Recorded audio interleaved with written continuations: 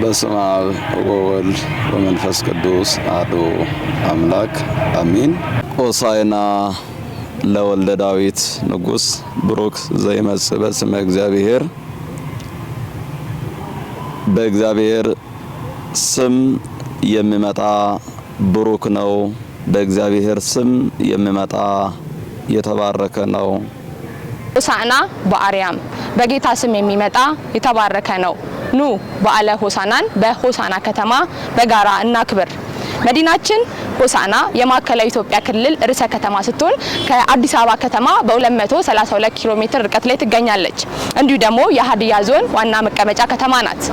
በዓለ ሆሳዕናን በሆሳዕና በጋራ በአንድነት እንድናከብር በመላው ኢትዮጵያ የምትገኙ የኦርቶዶክስ እምነት ተከታዮች ሆሳዕና መንበረ ጵጵስና ደብረ ገነት ቅድስት ድንግል ማርያም ቤተክርስቲያን በመገኘት በዓለ ሆሳዕናን አንድ ላይ እንድናከብር የአክብሮት ጥሪያችንን በልዑል እግዚአብሔር ስም ማስተላለፍ እንወዳለን። ኑ ሆሳዕና በዓልን በሆሳዕና ከተማ እናክብር። የሆሳዕናን በዓል በሆሳዕና ከተማ አብረን እናክብር። ሰላምሽ ዛሬ ነው ኢየሩሳሌም ወደ አንቺ መጥቷልና አምላክ ዘላለም አምላክ ዘላለም ሆሳዕና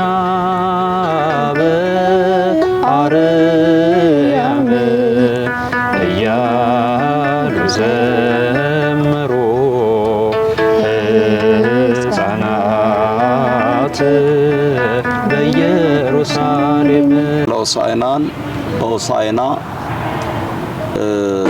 ለማክበር በመላው ዓለም ላይ ያላችሁ የቤተ ክርስቲያን ጥሪ የምትመለከቱ በሙሉ በዓለ ሆሳዕናን በሆሳዕና ለማክበር በማዕከላዊ ኢትዮጵያ በሀዲያና ስልጤ ሀገረ ስብከት መንበረ ጵጵስናችን የሆሳዕና ደብረ ገነት ቅድስት ድንግል ማርያም ቤተክርስቲያን የብፁዓን አበው ሊቃነ ጳጳሳት ማረፊያ የሆነችው በከተማችን ባሉ ታላላቅ ገዳማትና አድባራት በታሪካዊነቷ ታላቅ የሆነቿ ደብር ናትና ይህ ታላቅ ደብር በዓለ ሆሳዕናን በልዩ መልኩ ያከብራልና በገነት ቅድስት ማርያም ቤተክርስቲያን ይህንን ታላቅ የሆሳዕናን በዓል ስናከብር ብዙ ሰፊ ስርዓቶች ታያላችሁ። በመላው ዓለም ላይ ያሉ የቤተክርስቲያን ልጆቻችን የሚታደሙበት በዓል ነውና ሰፊ ምዕመናን ነው ከአራቱ ማዕዘናት የሚመጡበት። ይህንን በዓል ብሎ ከውጭ ዓለማት አገራት የሚመጡ አሉ።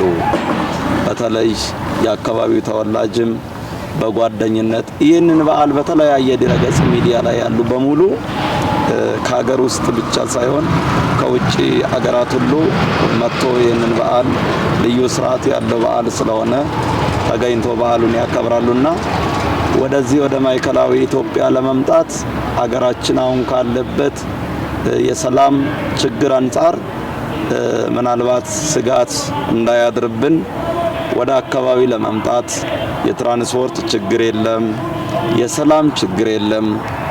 ሌላ አካባቢ ላይ እንደምናየው እንደው ከምሽት በኋላ እንቅስቃሴዎች የሰዓት ገደቦች አሉ። እንደ አካባቢያችን ላይ ግን የሰዓት ገደብ እንኳን የለም።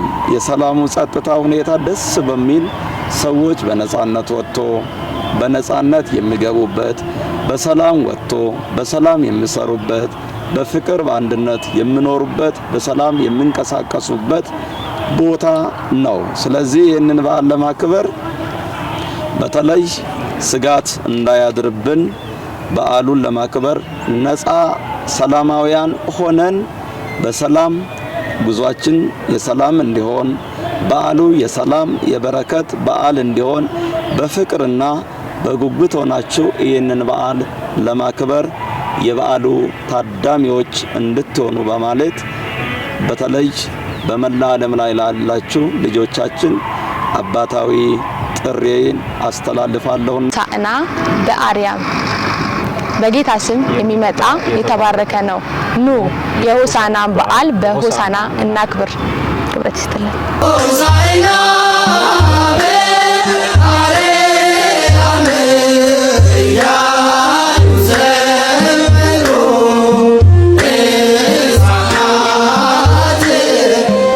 ሆሳዕና እባክህ አውላድን ማለት ነው።